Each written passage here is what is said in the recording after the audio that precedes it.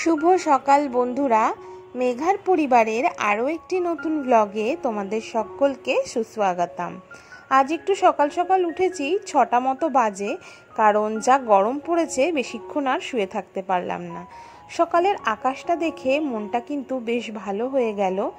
সূর্যের তেজ যদিও হয়নি তখনও, কিন্তু ভ্যাপসা গরমে ছাদের সমস্ত টবের মাটি একদম শুকিয়ে খটখটে হয়ে গেছে।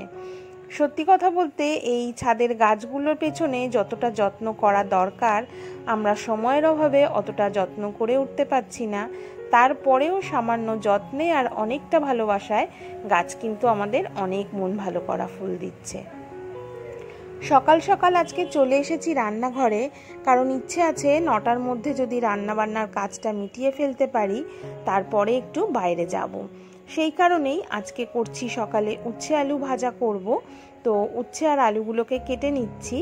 আর সত্যি কথা বলতে এই গরমে কিন্তু তেতো খেতে ভীষণ ভালো লাগে। আর সত্যি কথা, তেতো খাওয়াটাও উচিত। আর আমরা বাড়িতে কিন্তু প্রত্যেক দিনই এই দুপুরে একটা আইটেম তেতো রেখেই থাকি। আম এনেছিল বাজার থেকে, আর এই গরমে এই সময় কিন্তু আমের চাটনি খেতে ভীষণ ভালো লাগে। আর অফ সিজনের আমের চাটনিও খেতে ভালো লাগে, সেটা আরও বেশি সুন্দর, কারণ অসময়ের আম খেতে বেশি মজা।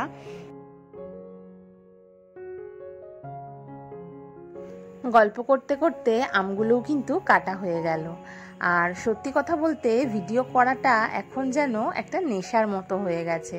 সারাদিনে যদি একটুও ভিডিও শ্যুট না করি মনে হয় কি যেন একটা কাজ করলাম না। আসলে আমরা সবাই অভ্যেসের দাস। প্রথম মনে হচ্ছিল যে ভিডিও করাটা খুব ঝক্কি হয়ে যাবে, কি করব, কোথায় ক্যামেরা সেট করব, কিভাবে ভিডিওটা তুলবো, সেটাকে এডিট করব, এটা যেন একটা ভীষণ ঝক্কি মনে হচ্ছিল। আর এখন বেশ কয়েকটা ভিডিও দেওয়ার পরে এই ঝক্কিটাই কেমন যেন একটা অভ্যাসে পরিণত হয়ে গেছে। আমটা আর সবজিগুলো কাটতে বসার আগে ডালটা আমি সেদ্ধ করতে দিয়েছিলাম, কারণ তাহলে সবজি কাটতে কাটতে ডাল সেদ্ধর কাজটা এগিয়ে যাবে। আর সত্যি কথা বলতে যতটা কম সময়ে টাইমটাকে ম্যানেজ করে নিয়ে কাজ করা যায় ততই ভালো। ভাতটাও প্রায় এদিকে হয়ে এসছে, কারণ ডাল আর ভাতটা বসিয়ে দিয়েই সবজিটা কাটতে বসেছিলাম। তো সত্যি কথা বলতে তোমাদের সাথে গল্প করতে এখন ভীষণই ভালো লাগে। নিজের ছোট ছোট ভালো মন্দগুলো তোমাদের সাথে শেয়ার করতে সত্যি কিন্তু একটা অন্যরকম অনুভূতি। আজকাল আমিও বেশ কয়েকজনের ব্লগ দেখা শুরু করেছি। তারা কত সুন্দর করে গুছিয়ে পরিপাটি করে কথা বলছে, ভিডিও করছে, সেই ভিডিওটা আমাদের সামনে প্রেজেন্ট করছে, দেখতে কিন্তু ভীষণ ভালো লাগছে।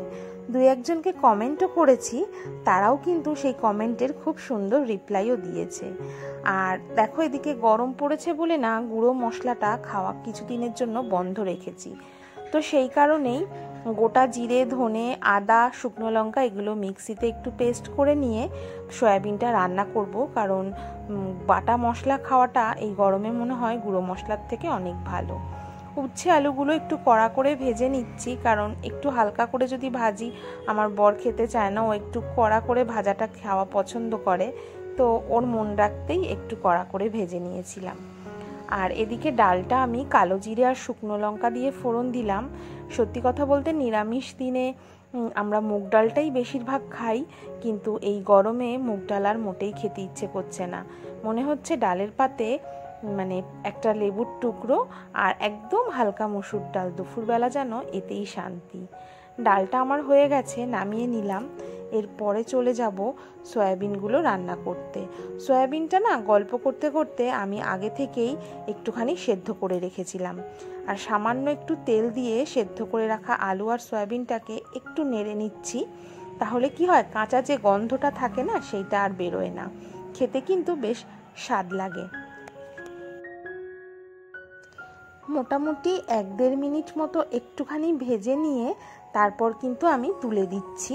এরপর কড়াইতে সামান্য আরও একটু সর্ষের তেল দিয়ে তাতে জিরে ফোড়ন দিয়ে আমি কুচিয়ে রাখা টমেটোগুলো দিয়ে দিলাম। আর এরপর যে বেটে রাখা মশলা সেইটা দিয়ে নুন হলুদ দিয়ে মশলাটাকে খুব ভালো করে কষে নেব। টমেটোটা একটু গলে যাওয়া পর্যন্ত কষবো, তাহলে কিন্তু একটা স্মুথ গ্রেভি হয়, তাই না? তো সেইভাবেই আর কি করে নিয়ে এই ভেজে যে রেখেছিলাম সয়াবিন আলুটা সেটা দিয়ে দিলাম। এরপর মশলার সাথে সয়াবিন আলুটাকে ভালো করে একটু ঢাকা চাপা দিয়ে কষে নিয়ে সামান্য জল অ্যাড করে দিলেই কিন্তু সয়াবিন আলুর তরকারি আমার রেডি হয়ে যাবে। নিরামিষ দিনে আমি এইভাবেই তরকারি করে থাকি, খেতে কিন্তু মন্দ হয় না। গল্পে গল্পে কথায় কথায় ভিডিওর একদম শেষ পর্যায়ে চলে এসেছি। এতক্ষণ যারা তোমরা আমার সঙ্গে ছিলে কিন্তু লাইক দিতে ভুলে গেছো, তারা প্লিজ ভিডিওতে যদি কিছু ভালো লেগে থাকে তাহলে একটা লাইক দিয়ে দিও। আর তোমাদের সুন্দর কমেন্টের অপেক্ষা কিন্তু আমি দিনভর করি। সয়াবিন আমার রেডি হয়ে গেছে।